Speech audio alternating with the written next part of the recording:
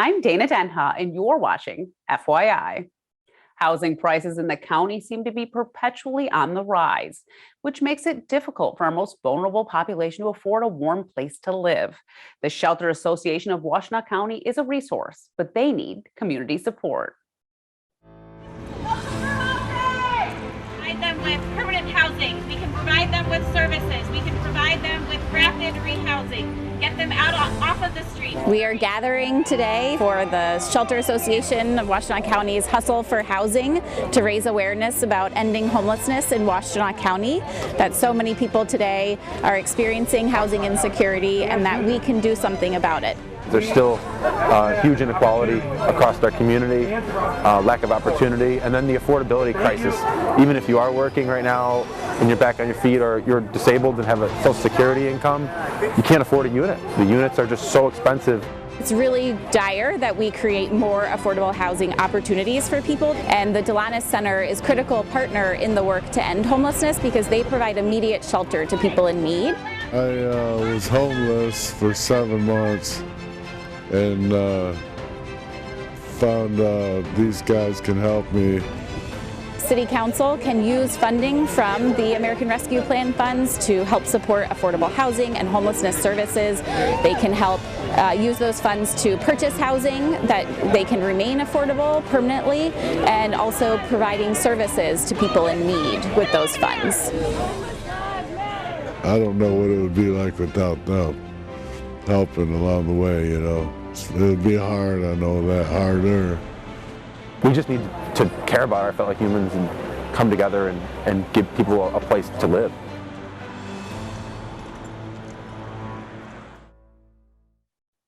Visit AnnArborShelter.org for ways to support. Stay tuned and we'll be back with more in exactly 30 seconds.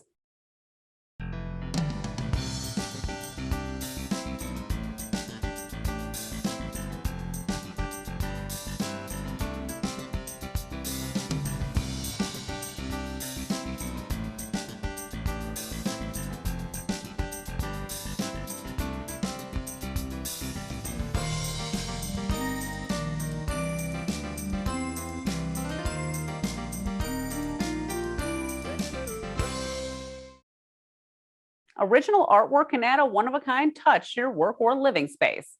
On Sundays, you can add to your collection as local artists and crafters share their works at the Ann Arbor Farmers Market. The Sunday Artisan Market, established in 1991. It is a place where they could find artwork that is unique and beautiful and well-crafted items. And it's a beautiful place to be on a Sunday afternoon. It's a lot of artisans like myself that have products that they love and make, and this is where we offer them for sale. With about 50 vendors, the Artisan Market boasts a wide array of merchandise. I sell aprons. Aprons that you can wear outside the kitchen. You can wear it in the kitchen, but you can also forget you have it on and wear it outside the kitchen too. To the movies, to the park, serving food, to school. You can pretty much keep it on and wear it for the day. I have a Michigan group of candles that are all themed after the state of Michigan or a place in it. For instance, Sleeping Bear Dunes has a candle, which is a balsam and fir for the forest out there. So, Mackinac Island, what do you think it smells like? Any idea? Fish. Close. Chocolate fudge. I'm here showcasing some of my photography work. I like to travel, so most of my stuff that you're seeing here is from travels. All of the horse photography I did while living on a working ranch in southern Wyoming. There's a lot of things that they can get here that they can't get anywhere else, because the artisan, their work, their craftsmanship is unique to Michigan. The Artisan Market is open every Sunday from 11 a.m. to 4 p.m. Michiganders are always talking about the quality of our roads, especially in early spring. Now there's a place right at our fingertips that gives us the facts about local roads. Learn about the Pavement Condition Dashboard in this month's City Roundup in 60.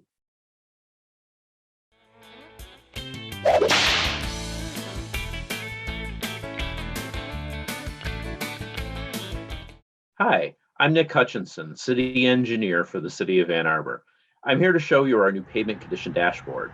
The city evaluates the condition of our roads every 2 years using a system called PACER, which rates the pavement condition on a scale from 1, which is the worst, to 10, which is a brand new road.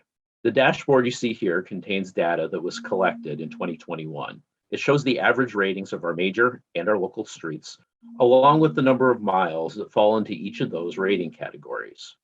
You can use the map on the right to zoom in on individual streets and click on them for more information. To utilize the dashboard, visit a2gov.org/A2 pavement condition.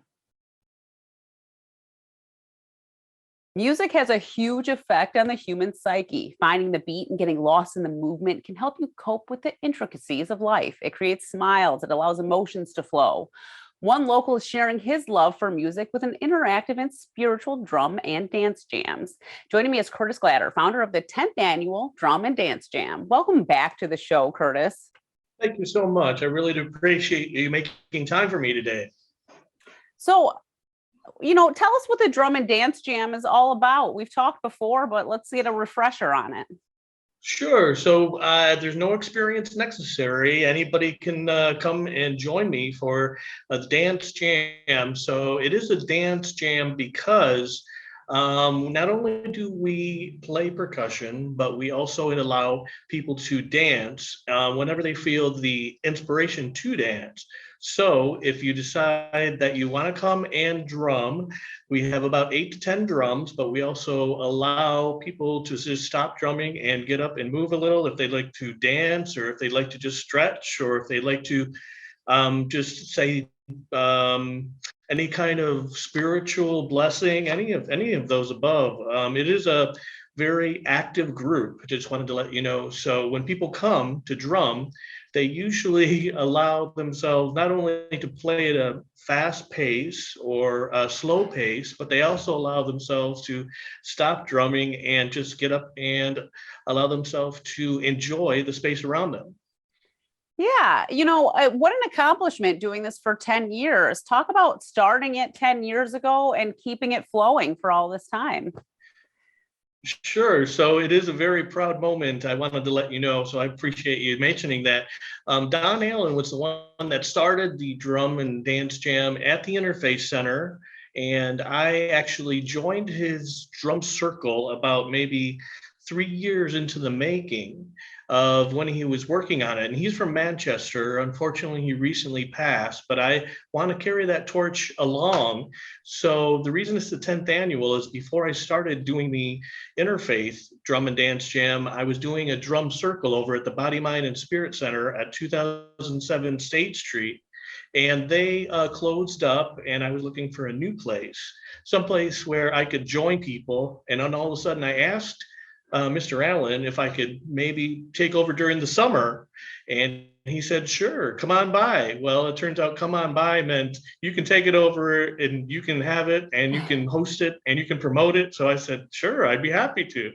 So I still am missing Mr. Allen for when he passed away, but I am carrying on a torch because I know he was a great drum leader as well. Tell me about you a little bit. How did you become a drum leader? What was your experience prior to doing these drum circles? Well, the drum circle was actually an idea I came up with when I wanted to keep motivated in the music industry, but also not always have to put on concerts, but become community interactive. So I used to play in the Ghanaian drum ensemble at Oakland University, and I learned a lot of Ghanaian rhythms in between of studying privately, but also with the ensemble. So after about 2 years of taking Ghanaian ensemble versus symphony, I decided why not continue playing drums throughout my life? And I started collecting them. Now I have a collection of about around 13 hand drums. So now I don't have as many as Don had, but I continue to make it a community engagement or kind of event. But also when I'm doing the drum circle, I do step back a little bit and I tell people, drumming has been around for thousands and thousands of years as a community event. Like when someone was born in Africa, they would have a drum circle, or someone it goes through puberty and they become a woman, they have a graduation ceremony, they have a drum circle, or they communicate with each other. So I want to encourage that at the drum circle as well. If there's a celebration or a passing of someone, we can always make that happen as a ritual ceremony as well. I love that. That's special. It's special for people to come and sort of honor whatever might be happening in their life. Definitely. The kind of coincidental thing you mentioned about that is I did play at bachelorette party one time. They said they wanted a drummer at the bachelorette party, and it was a Romanian woman. And I said, sure, I'll bring all my stuff. And how old are the people? And they said, well, it's a bachelorette party anywhere from 15 all the way up to 60. So I brought my drums and we had a great time, and they laughed and they cheered, and it was really great. I recently went to the Ann Arbor Earth Day Festival and they had a drum circle there sort of continuously the whole time. And I think that was the first time I've ever been in one. And I think it was really cool. I sort of just got lost in it. I could have sat there for a really long time, but my daughter, who's 6, was like, she enjoyed it for a while. We were probably sitting there for a good half hour, but then it was awesome. She's like, okay, let's move on. But that's a decent amount of time for a 6-year-old to be like happy in one place. Do you know what I mean? That's very true. Very true. When I was at the Body, Mind, and Spirit, I would invite people that were 4 years old all the way up to 140 years old to come. Well, look out. 4-year-old people or 4-year-old young people would come and actually drum with us, but they would use sticks and they would use shakers as opposed to regular drums. And I didn't inhibit any of that. I said, if they like to stand in the middle and shake or play sticks, I don't mind. So yeah, any way you can get kids involved with drumming, it is a stress reliever, it's an educator, and also a ritual kind of instrument that's been around for thousands of years. So it's a very one of the oldest instruments, I would call it, Yeah. Talk about how this is really, we sort of mentioned it, but it's for everyone. You don't really have to feel like, you are worried about your rhythm or whatever. You don't have to have musical experience to be a part of this, right? Very true. Very true. So we start out with something called the 4x4, which is basically 4 beats to a rhythm, which is just a regular downbeat, very slow downbeat. And I encourage people to improvise over that downbeat, or they can also improvise very fast or in and out whenever they feel. If they close their eyes, they could feel the rhythm, the very slow downbeat. But because I don't encourage people to have experience, there are people that do show up with experience and they just blow me away. Just to let you know, when I have to improvise with them, it's so exciting to know that someone wants to free themselves and improvise freely over just a regular Billy medium bass, downbeat. So it's really fun to mix those two people. You never know what's going to happen. You do say you have drums available, but also obviously people can bring their own drums. What about other instruments? Are you welcoming to other instruments? Well, the interesting thing also that we do that you mentioned is that we do allow other instruments. Some people play flutes. They bring their flutes. They bring violins. They bring, sometimes they bring guitars to play very slow or very fast rhythms. Some flamenco guitar players will show up. I encourage different styles of drumming. So not just American Indian or African, but I also encourage Arabic or other forms of drumming too. So if someone wants to play like odd times, 3/4, 7/4, or any odd times from other countries, I'm open for that as well. And they can bring those instruments as well. I'd like you to talk about, I'm sure you felt it for yourself, the benefits of drumming and how this sort of is like a healing thing when you're there. Yes, and very true. And the funny, interesting coincidence that you mentioned that is I have a very young person that I'm encouraging to be a musician, and it turned out that he is able to play video games using taps on his keyboard. So he's able to play a video game which is just and I'm like, if you had a drum in front of you, you would be amazing. So that's what I want to kind of bring it into a natural setting of regular drums. and kind of take yourself out of the technology element and just do something that's been around for thousands of years and kind of ritualistic, you know? Speaking of that ritualistic aspect, do you feel that spiritual connection when you're dancing and drumming and having all these people together?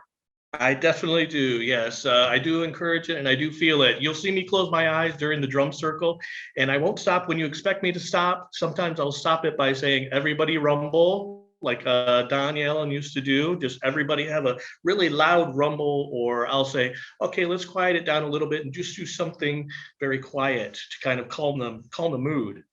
But I also encourage something called it's called free time drumming, which I sit back and let anybody make any noise they want for about 7 or 8 minutes.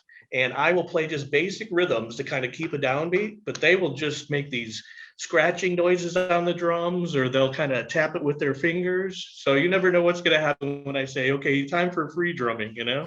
Yeah, totally. Talk about where and when these drum circles take place so people can take part in them. Sure. So it's every Saturday in spring and summer. I have the dates I can tell you about, which is one happened on April 2nd. The next one is May the 7th. And the other one is June the 4th. I don't have one during the 4th of July because a lot of people are out of town, but August the 6th is the next one. So it's every Saturday in spring and summer at 7:30 at the Interfaith Center at 704. It's at Airport Boulevard, right off State Street. And you can show up early. I won't be there early, but you can talk amongst your friends if you bring friends, or you can talk amongst strangers and talk about the next drumming circle that you're going to go to, or just talk about the day's events. How did you settle on just this sort of spring summer schedule? Because people need to take advantage of it while it's here during the year. Right, I agree with you. So about 4 or 5 years, I did do a full year of drumming every first Saturday of the month. It turned out that the football season made things a little difficult for people to come and go on Saturday night on the first Saturday. And so I thought, let's just do it when the weather's nice. You don't have to battle the rain or snow or sleet. And then that way it's possible for people to easily come and go from the Interfaith Center from State Street, because it's very easy to find right off the freeway. So because of the weather and because of football, I figured I'd be kind to the people that wanted to come to the drum circle and just have it during the spring and summer. Yeah, I totally agree about the football traffic. It's such a pain when you want to get somewhere and you got to go around there. I agree 100%. Yeah, it sort of stresses people out by the time they show up, you know? Right. Very true. Very true. So, you know, one of the things I noticed when I was looking into this is that you definitely take COVID seriously. So people that might be worried about it, you know, you have your sort of protocols in place for that as well. I do. I'm very safe regarding that. I say masks are requested, but distance is required. So I set every drum 6 feet apart, and I encourage people to wear masks. I don't force people to show me their ID and when they were last vaccinated, but I do say, please wear a mask and have respect for others. If they choose not to, I understand, but they can always go to the bathroom to catch some air, or they can go outside and come back in 5 minutes. But definitely masks are requested and distance is required. And then but it won't keep people that have COVID from coming, I hope. Oh, yeah. Do you want people to register in advance, or can they just show up the day of? I would prefer that they register, only because there are a certain amount of seats, maybe 10 to 15 seats. So you can always register by calling me, or you can also call the Interfaith Center, the Interfaith website. If you're interested, you can email, go to the Interfaith website at interfaithspirit.org, or you can call me let's see, it's the information's on the flyer. I will have flyers, quite a few flyers around town. So you can always reach out to me or look me up on Facebook if you like. The Facebook address that I have is Glatter Curtis AV for audio video, 1972. And just remember those words backwards, I guess, Glatter, Curtis, AV, 1972, and you can find out more. It'll be right on that website as well. Okay, great. Do you require payment, donation? Do you need a little bit of, if people can donate a little bit of money to you for these dance? Yes, dance it's $5 sliding donation, only because if people don't have a full $5 and they want to pay like, say, $6 or $2, it's fine with me. If they bring 2 people, we just require 5. It's for the center. It's not for me personally, but it's just to keep the drum circle going and the drum and dance jam going, because without their support, and I try to support it too, I don't just show up and play drums. I actually give my time and also a little bit of money for keeping the center active. And it helps me to get a community involved at the center. And that's why I hope that people can support the center with a sliding scale donation. Yeah, and it's not really, you're not asking for much, honestly. It's just a little bit. Right, exactly. And some people, when they go to a drum circle, they request registration fees, and you require go to Meetup or go to Facebook but I just say, come on down and join us at the first Saturday during the spring, April through August. And hopefully you'll have a great time. And remember, it starts at 7:30 and not in the morning, because we've had some people show up at 7:30 in the morning. Please don't show at 7:30 in the morning. I think I need quite a few cups of coffee to be in a drum circle at 7:30 in the morning. Yes, exactly. Me too. Well, before we go, why don't you tell people why they should check it out or come back if they've already done it? Well, they should come back because it's never dull and boring. There's no rote to it. There's no schematic to it. There's no rules to it. So if you want to enjoy your freedom, have a drum to play, and get some energy out in the open, instead of maybe doing housework, you can come on down. Or if you just want to get around other musicians, you can always be with other musicians and come and join other musicians that may or may not have experience. But every single Saturday is different. There's never the same drum circle every time. So if there's only 2 people that show up or 10 people that show up, you'll have a personal kind of interaction with everybody there. So if you want something outside of just going to a festival drum circle, you'll have a kind of an intimate drum circle. Well, thank you so much for being on the show again, Curtis, and filling us in on your 10th annual Drum and Dance Jam. Well, thank you again. I'm very excited to continue the tradition that was set before me, and I'm very excited to tell people more about your show. I'm a very big fan of your show as well. Oh, thank you so much. You're welcome.